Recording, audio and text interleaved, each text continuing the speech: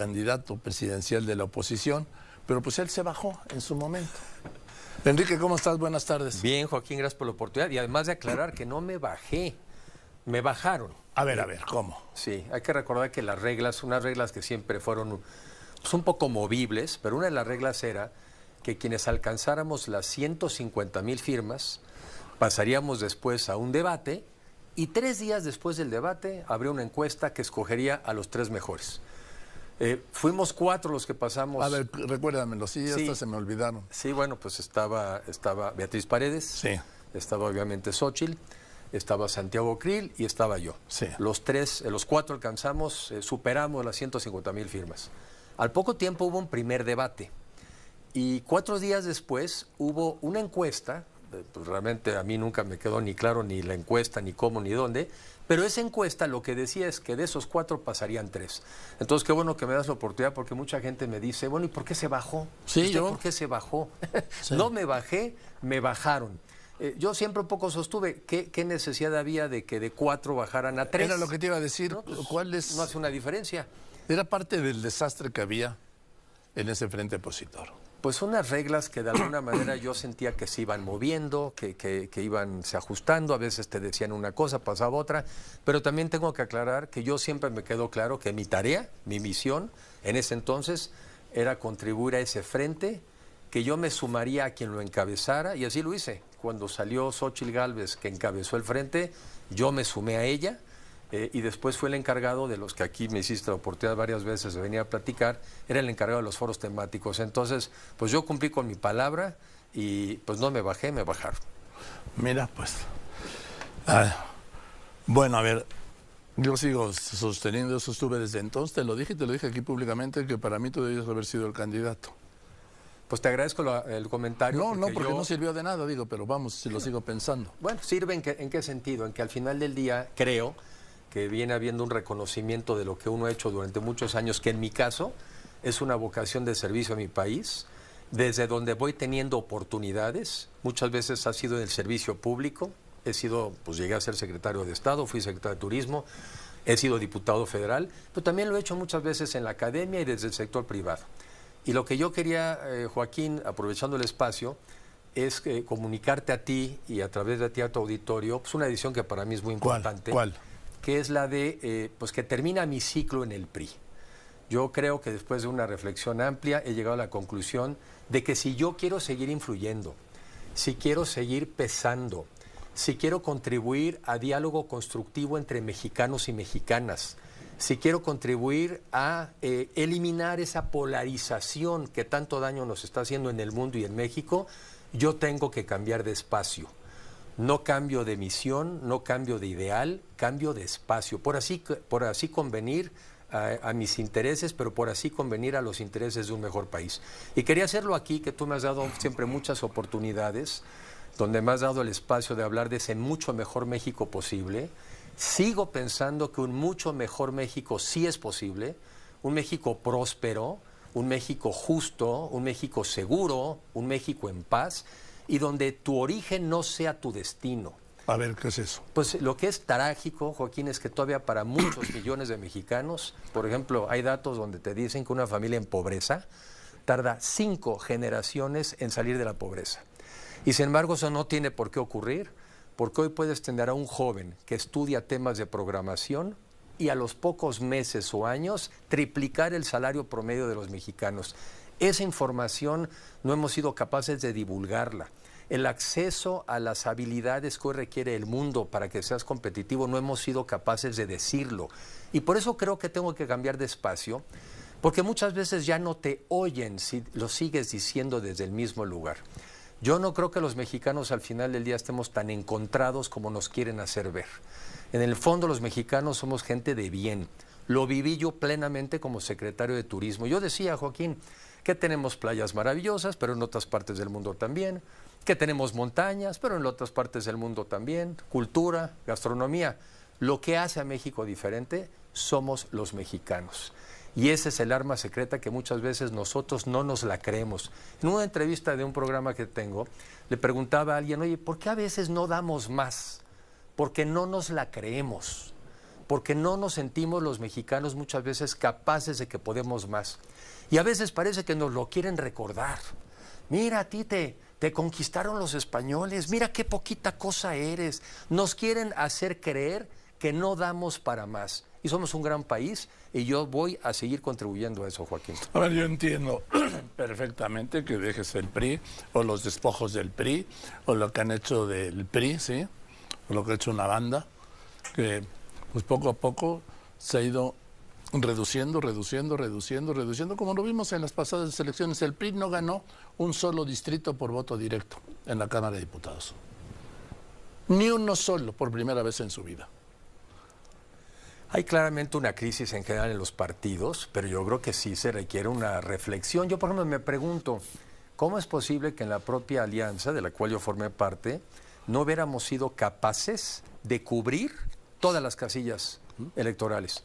Bueno, los partidos finalmente reciben recursos que pagamos los mexicanos. Miles de millones. Miles de millones, y cuando menos, un mínimo es, te voy a cubrir las casillas. Por eso yo creo que hacia adelante tenemos que seguir construyendo, Joaquín, los partidos políticos, una sociedad también más participativa, y tenemos que también construir otras alternativas, otras narrativas. Los mexicanos merecemos tener opciones. Hay que reconocer que la mayoría de los mexicanos hoy han optado por un camino, pues que es finalmente el que plantea Morena. Algunos de nosotros estamos preocupados porque a mí yo sigo pensando que quieres un país próspero, lo quieres democrático, lo quieres de oportunidades, lo quieres de conciliación, lo quieres seguro, y por eso necesitamos construir otras alternativas. Y también porque una oposición inteligente le pone presión al gobierno para hacer su mejor papel. Yo creo en la competencia, pues tú la vives todos los días. Si tú no estuvieras siendo el mejor y el que estás mejor informado y el que estás actuado, pues hay otras personas que quieren quizá un espacio como el tuyo. Entonces, en la política se necesita lo mismo, se necesita buena competencia. Ahora, pues ya se van a ir sobre ti, el que tiene al PRI bajo su control. No, nadie se tiene que ir contra mí, porque primero yo quiero aprovechar un agradecimiento a la militancia, que apenas hace un poco más de un año, porque muchos fueron militantes, aunque también fueron ciudadanos, me dieron su confianza con más de 150,000 firmas. Segundo, yo me siento muy orgulloso del PRI de las mejores causas. Una parte de ese PRI yo lo viví y otra parte lo estudié. El PRI que fue capaz, ¿no?, de salir de la lucha entre los militares y tener una transición pacífica del poder. El PRI de la modernización y la industrialización de México. El PRI de la globalización y la apertura comercial, y también el PRI de la transición democrática pacífica. Con ese PRI yo me identifico. Y la otra también, obviamente, y ahí coincidimos, pues yo viví, gracias a ese PRI, tuve la oportunidad de acompañar a mis padres a una campaña presidencial. Tú lo que cubriste, bueno, viviste una campaña presidencial, la de tu papá, en plena debacle económica y política. Estamos hablando del 82. De 1981-82. Tú viviste en Los Pinos. O sea que el poder no te es algo nuevo. Y sobre todo aprendí de cuál poder, porque luego a veces algunas personas me dicen, no, pues es que hoy en día el gobierno es poderosísimo. Pues ¿Poderosísimo? Sí. Vente para qué. No, sí lo es. No, pues mira, para meterlo uno en un problema o al bote sí, pero poder para eliminar la pobreza extrema, no. Poder para poner a los criminales en su lugar, no. Poder para que no esté pasando lo que pasa en Culiacán, no. Poder para darle justicia a los mexicanos, no. En el fondo hemos ido construyendo gobiernos tremendamente débiles, sin poder. Y eso es lo que creo que tenemos que cuidar, porque el gobierno tiene un rol que jugar, pero también el emprendimiento de los ciudadanos tiene un rol que jugar, y México no se le puede ir la oportunidad que se nos está yendo todos los días entre las manos.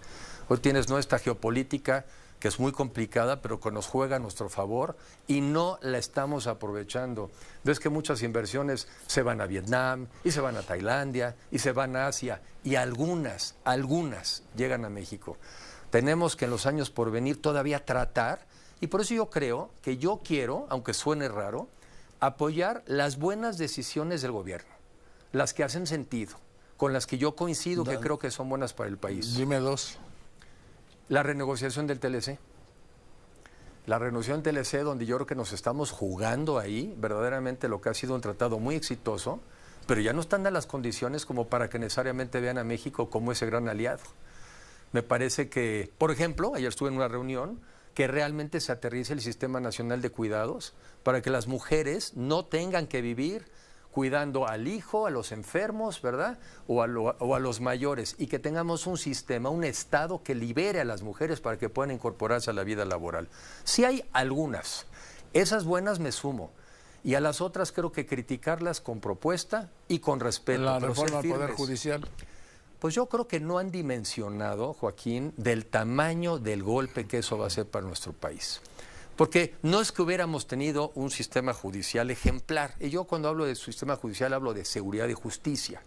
No hemos sido un país que lo hemos logrado construir, pero empeorándolo no lo arreglas. Entonces, yo creo que no le han dado el golpe a la dimensión de lo que es quedarte con un país quizá sin poder judicial. La desaparición de los organismos autónomos. Pues yo, fíjate, yo en esa parte tengo quizá una reflexión. A mí me hubiera gustado una reflexión inteligente de cuáles se siguen justificando y cuáles probablemente no. Pero no hay cabe duda de que el tema, por ejemplo, del INAI, de la transparencia, o sea, no puede un gobierno tener una actitud patrimonialista donde te crees que el dinero que estás manejando es tuyo y que además no tienes obligación de rendir cuentas. El Banco de México, que afortunadamente sigo independiente, el INE, que recordarle a los mexicanos que apenas hace pues, unos 30, 40 años, las elecciones las organizaba el gobierno en turno. A ver, el secretario de Gobernación era el presidente de la Comisión Federal Electoral y esta se reunía, sesionaba en la Secretaría de Gobernación en el Salón Juárez.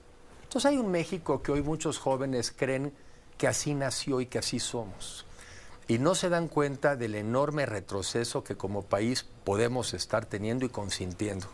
A mí me gusta mucho, Joaquín, estar pues viendo qué está pasando en el mundo y el tema de la inteligencia artificial y el cambio climático. Y digo, bueno, el mundo se está transformando a una velocidad y nosotros estamos acelerando, pero en reversa.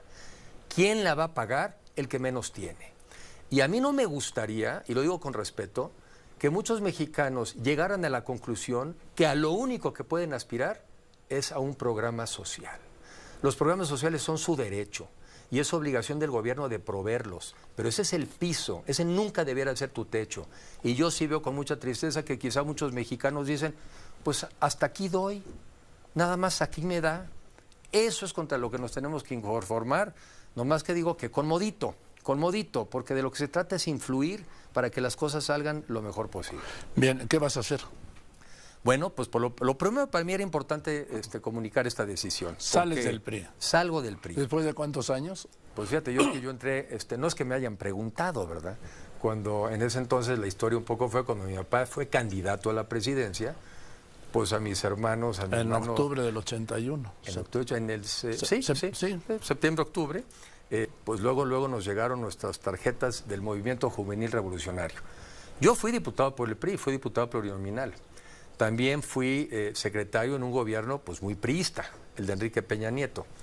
Pero también al final del día pues he aprendido a convivir con quienes piensan diferente. ¿Qué voy a decir? Bueno, primero trabajar, porque la honestidad cuesta y yo tengo que seguir trabajando para vivir, contra lo que algunos pudieran pensar o querer.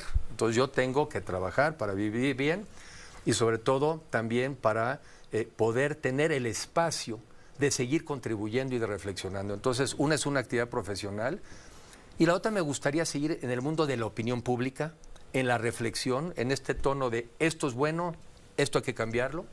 Y yo creo que me gustaría estar cerca de ver que se construya una oposición inteligente, relevante, moderna.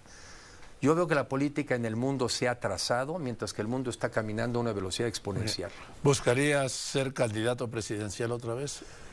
A la pregunta esta, yo fui ya 2 veces he intentado ser candidato a la presidencia. Una fue con el gobierno del presidente Peña Nieto, donde yo me le acerqué y le dije, oiga, sé que no soy de los más cercanos, sé que no viene del grupo cercano, pero si usted ve que las condiciones lo permiten y lo necesita, cuente conmigo. Y la segunda fue en este ejercicio del Frente Amplio. ¿Por qué lo hice? Porque pensé que en ese momento había condiciones. Mi respuesta a tu pregunta es, estaré atento para ver si hay o no hay condiciones. Pero mientras tanto, trabajar por el mejor México posible, Joaquín. Gracias, Enrique. A ti, Joaquín, muchas gracias. Enrique de la Madrid anunciándole a usted que deja el PRI. Lo siento por el PRI. Voy o no sé.